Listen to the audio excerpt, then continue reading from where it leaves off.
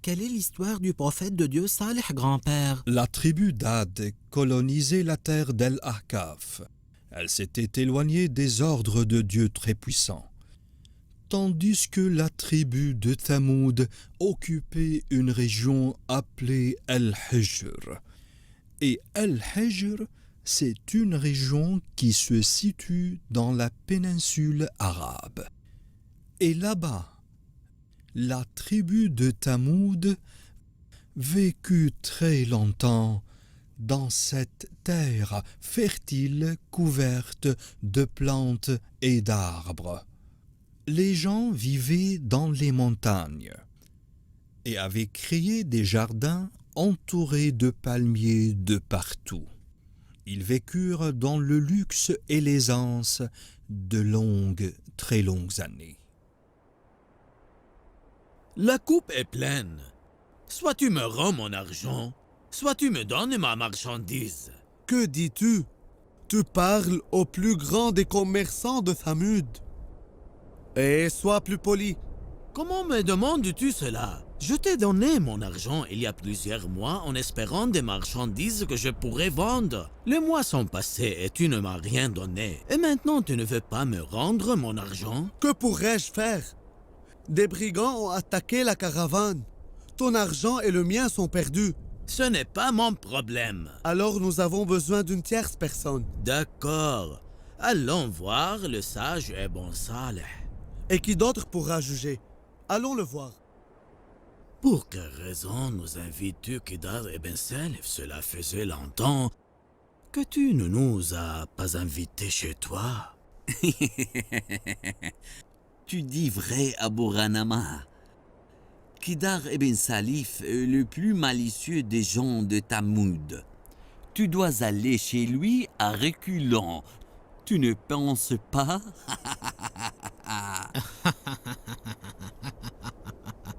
Vous êtes les derniers à pouvoir parler du mal dans cette ville. N'avez-vous pas volé la caravane du marchand Ishtar et l'avez fait perdre de l'argent? Je n'ai rien à voir avec cette histoire. Moi non plus. Quel innocent! Deux pauvres, deux agneaux! Vous devez me donner ma part, imbécile. Sinon, mon épée aura la parole. Compris? Bien, Kedar. Bien. Prends ce que tu veux. Laisse-nous sortir sains et saufs. Personne ne me contredit. Je suis Kedar. Comment allez-vous? Êtes-vous allé voir Saleh? Oui, grand prêtre. Il a résolu notre différend avec sagesse et raison. C'est bien. Vous devez maintenant faire des offrandes aux dieux en guise de remerciement et de gratitude. Mais, grand prêtre, Saleh nous a parlé d'un sujet et nous venons aujourd'hui vous en parler. Lequel? Saleh nous invite à cesser l'adoration de ces dieux, qui selon lui n'ont ni bénéfice ni maléfice. Il serait juste de pierres sourdes et muettes. Quoi? Comment peut-il dire ça de nos dieux? En outre, il nous invite à adorer un Dieu unique, qui n'a pas engendré et n'a pas été engendré, et nul ne lui est égal. Mais je ne crois pas ce que vous me dites. Saleh est d'habitude un homme sage et raisonné. Il y a sans doute un secret, et moi je le connaîtrai très bien. Que dis-tu, Saleh? Tu dis adorer Dieu, vous n'avez d'autre Dieu que lui. Entendez bien, il vous a créé et installé sur la terre. Que deviendront alors nos dieux? Adorés par nos ancêtres et nos aïeux encore? Saleh, vous étiez un homme sage avant. Nous interdisez-vous d'adorer ce que nos pères ont adoré? Vos paroles nous semblent suspectes. Saleh, nous sommes venus vous voir pour votre place parmi nous et notre crainte pour votre. Reprenez ce que vous avez dit, sinon tout Thamud se retournera contre vous. Attends, mon fils, attends-moi. Dites-moi, Saleh, et si nous vous demandions une preuve afin de vous croire et vous suivre encore. Quoi? Quelle preuve? Je vais vous dire. Votre Dieu est-il capable de faire surgir une chamelle de la roche? Bien. Si votre Dieu et vous pouvez faire cela, nous deviendrons des croyants. Quelle intelligence, grand prêtre! Saleh est parti prier son Dieu. Croyez-vous qu'il va faire ce que nous demandons? C'est une chose impossible, mon fils. Je ne lui ai demandé ça que pour montrer son incapacité devant le peuple. Avez-vous appris ce que Saleh a fait? J'ai appris que le prêtre lui a demandé de sortir une chamelle de la roche afin que les gens croient en son message. Quelle chamelle pourrait sortir de la roche? Une chamelle en pierre?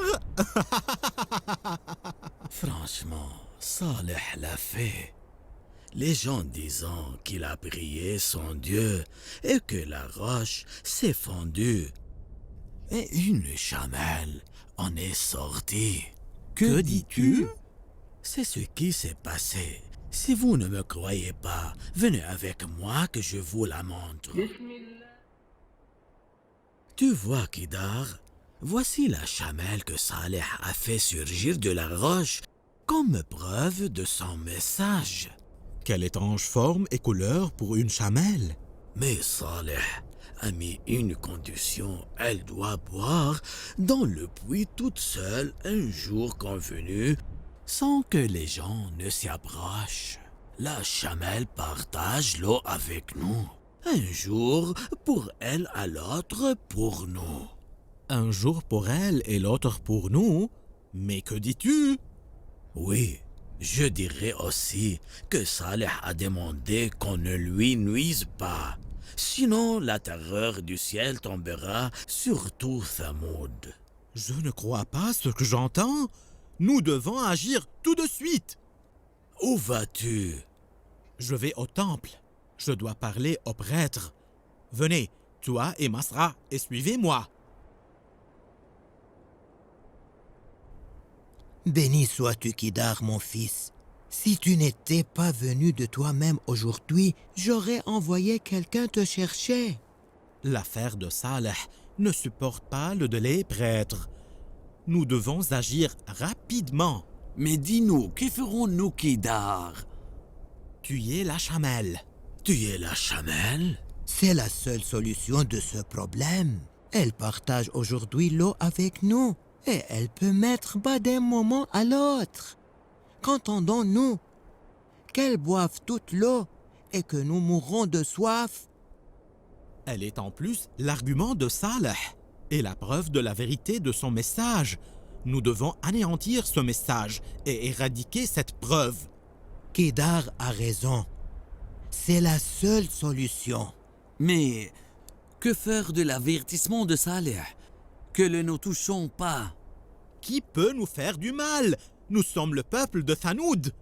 Nous creusons nos maisons dans la roche. Nous sommes forts et courageux. Oubliez-vous qui nous sommes? Mais Saleh ne parle pas d'un malheur qui nous viendrait d'autres humains.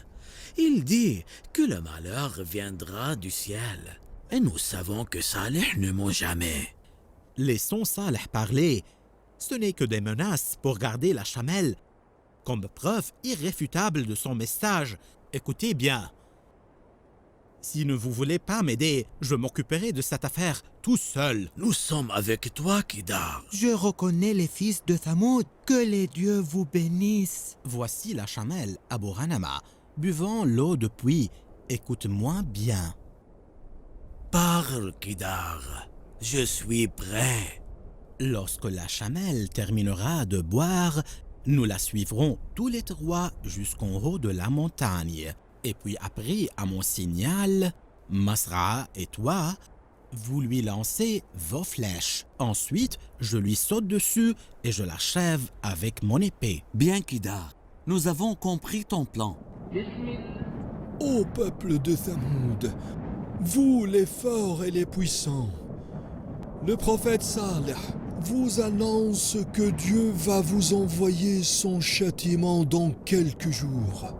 En tuant la chamelle de Dieu, vous avez mérité son châtiment. Ô gens, vous avez 3 jours.